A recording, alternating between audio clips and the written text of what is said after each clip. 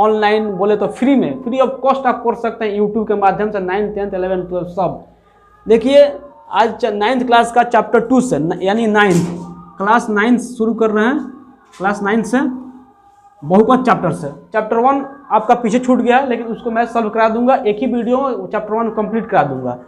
देखिए आज चैप्टर बहुपद का एक क्वेश्चन क्या, बहुत सारे क्वेश्चन देखेंगे।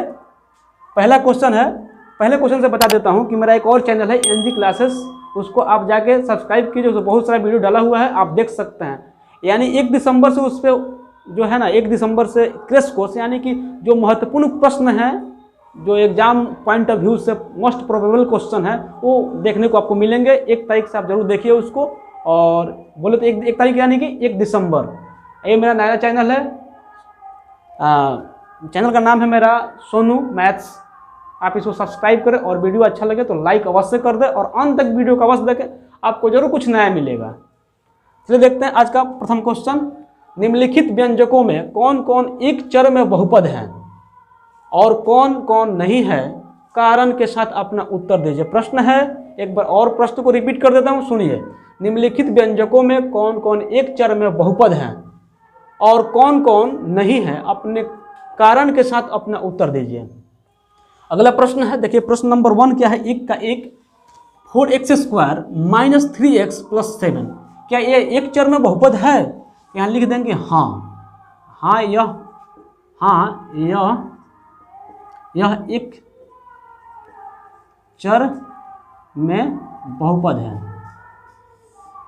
अब बहुपद पता है क्या होता है? बहुपद एक शब्द मैं आपको बताता हूँ, बहुपद के किसे बोलते हैं। बहुपद जो होता है, बीज गणित में ऋणात्मक और धनात्मक चिन्ह के साथ अगर कुछ चर और अचर पद को जोड़ा जाए उसको ही बहुपद बोलते हैं। एक चर में बहुपद क्या है? चर x, देखिए x क्या है? चर है, एक चर है, इसलिए इसको एक चर बोलेंगे। और 2 चर में क्या होगा? जैसे मान लीजिए कि 2 चर में लिखना है तो 2x² + 4y लिख देंगे। देखिए x हुआ एक चर y हुआ, y का मान अलग होगा, x का मान अलग होगा, y का मान अलग होगा, इसलिए ये 2 चर हो गए। लेकिन इसमें x जहाँ भी x आएगा, x² का भी मान x के जगह वही रखेंगे, और x है तो उसका भी मान वही रखेंगे x का, इसलिए यह एक चर में बहुपद है। देखिए अगला प्रश्न 2 नंबर है, y² + √2। y², देखिए चर एक ही है, इसलिए एक चर में बहुपद है। हाँ, यह एक चर में बहुपद है, बहुपद है। देखिए अगला प्रश्न क्या है? यहाँ देखिए चर, एक और बात बताता हूँ, चर होने के लिए शर्त कुछ होता है। चर होने के लिए होता है कि चर का जो पावर है, यानी कि घात है, घात पावर भिन्न में नहीं होना चाहिए, वह पूर्ण संख्या में होना चाहिए। पूर्ण संख्या ये हो यानी कि होल नंबर के रूप में होना चाहिए। तो देखिए यहाँ क्या है, 3√t है प्लस t√2 है, यानी कि t का जो यहाँ लिखेंगे, इस समय इसे मिटा देता हूँ। देखिए इसको क्या है, t को बोल सकते हैं, t को क्या होगा? t का पावर 1/√है तो 1/2 होगा। तो 1/2 क्या एक पूर्ण संख्या है? नहीं है, इसलिए यह चर नहीं है। कारण भी समझ गए आप, यह चर नहीं है। क्यों नहीं है? यानी कि इसका जो पावर है 1/2 के रूप में है, इसलिए पूर्ण वर्ग नहीं है, इसलिए क्या है, यह एक चर में बहुपद नहीं है, या बहुपद ही नहीं है। बहुपद नहीं है, क्योंकि अपना कारण भी देना है, क्योंकि चर का घात पूर्ण संख्या के रूप में होना चाहिए, लेकिन यह नहीं है, इसलिए यह बहुपद नहीं है। देखिए अगला क्वेश्चन, इसको जब पावर करेंगे, इसको ये भी बहुपद नहीं है। क्यों नहीं है? क्योंकि इसका भी पावर 2 बट्टा में y आ जा रहा है, तो y जब आएगा तो ये बहुपद नहीं है, आप समझ गए। कारण सेम दे दीजिए, क्योंकि चर का घात पूर्ण वर्ग के रूप में होना चाहिए, यह नहीं है इसलिए। ये देखिए यहाँ जो बता रहे थे कि 1 पद 2 पद क्या होता है, देखिए इसमें पद बोल रहे हैं, सॉरी, चर। चर होता है चर x, चर y है, चर t है, यानी कि 3 चर हो गए, यानी कि 3 वेरिएबल हो गए, उसी को चर बोलते हैं, वेरिएबल को चर बोलते हैं। एक चर होता है, एक अचर होता है जिसको कांस्टेंट बोलते हैं, एक चर होता है। देखिए चर वेरिएबल, इसमें 3 वेरिएबल x, y और t, पावर तो पूर्ण वर्ग के रूप में है, तो यह क्या है, बहुपद है। लिख देंगे यह 3 पद में बहुपद हैं, बहुपद है। यह तो एक चर में नहीं है इसलिए इसको नहीं बताना था, लेकिन यह 3 चर में है, 3 पद, सॉरी चर लिख देंगे यहाँ, चर में बहुपद है।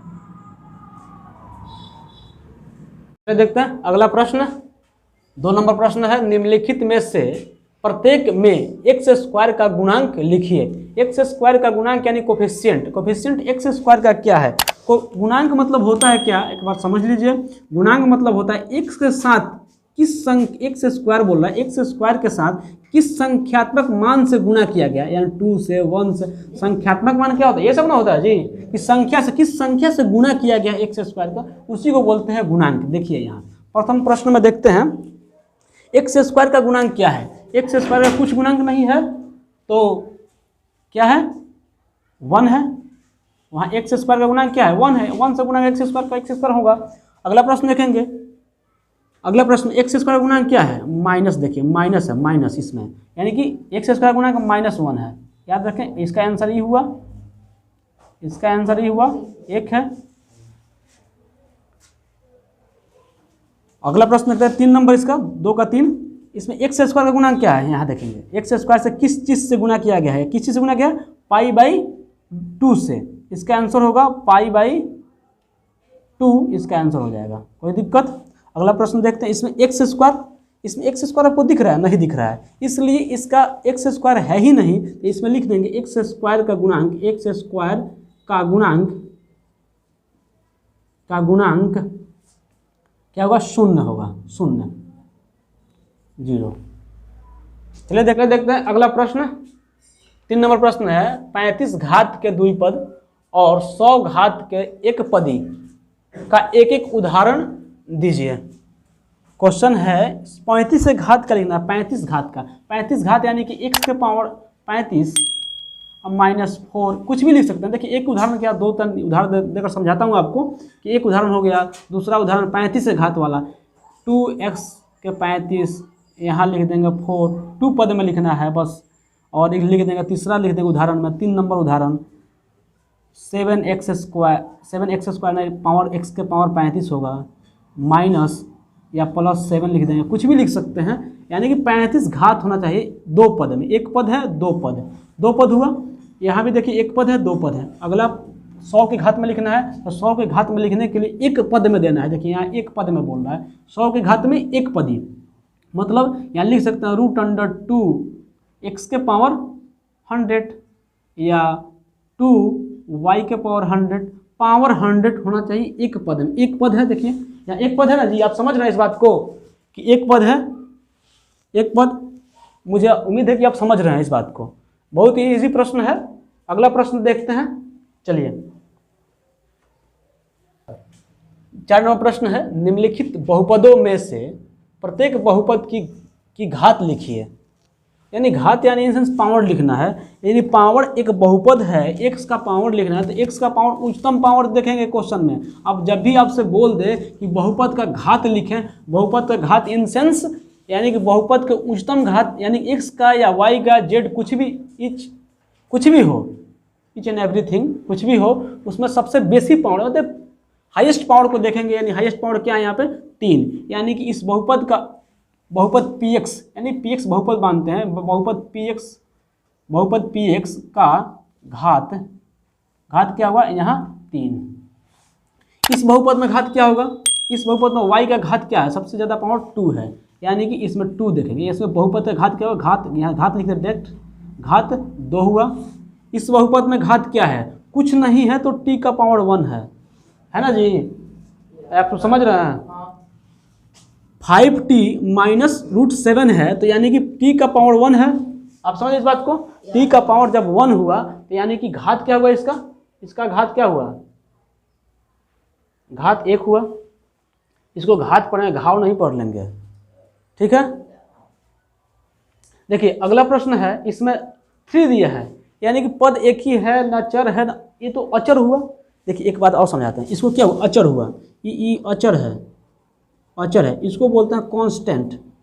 कांस्टेंट कांस्टेंट है तो कांस्टेंट में ना चर है, केवल अचर है, चर तो पद है ही नहीं, तो इसका घात क्या है, 0। एक्स का घात कुछ नहीं है तो इसका घात 0 होगा। आप समझ रहे बात को, यानी कि आप 3 है तो ऐसे भी लिख सकते हैं, 3 है, 3 एक्स के पावर 0 लिख सकते हैं, 0 एक्स के पावर 0 है, ऐसे भी लिख सकते हैं। किसी भी चीज़ का पावर अगर आपको 50,000 दिया जाए, 1 लाख दे दिया जाए, उसका पावर अगर 0 हो जाए तो क्या होगा, 0 होता है, सॉरी 1 होता है, तो 1 होता है, यानी कि 3 इंटू 1 करेंगे तो 3 ही होगा, इसलिए इसका घात 0 हुआ। चलिए 5 नंबर प्रश्न देखते हैं। बताइए निम्नलिखित बहुपद में कौन कौन बहुपद रैखिक है, यानी लीनियर पोलिनोमियल पूछ रहा है।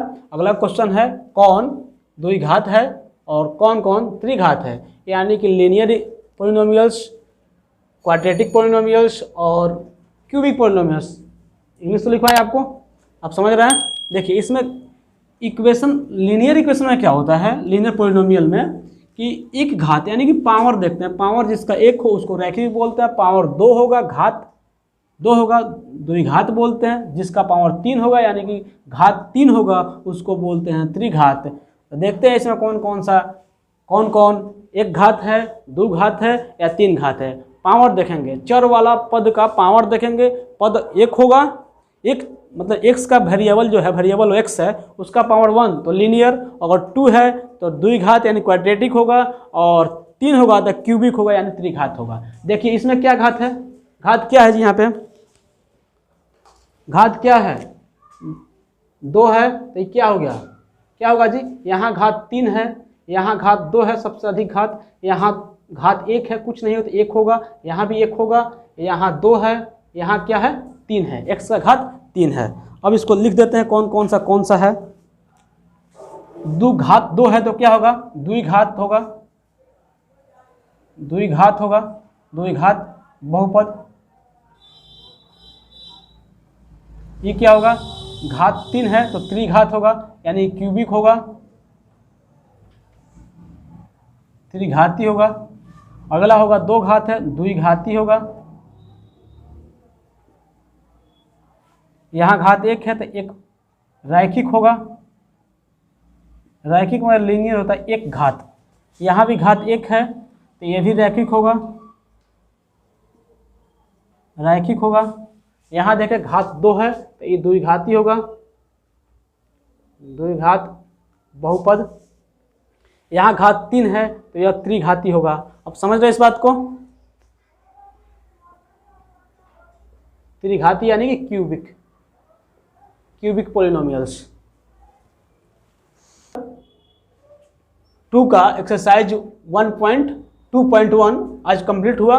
अगले वीडियो में देखेंगे चैप्टर 2 का 2.2। Thank you.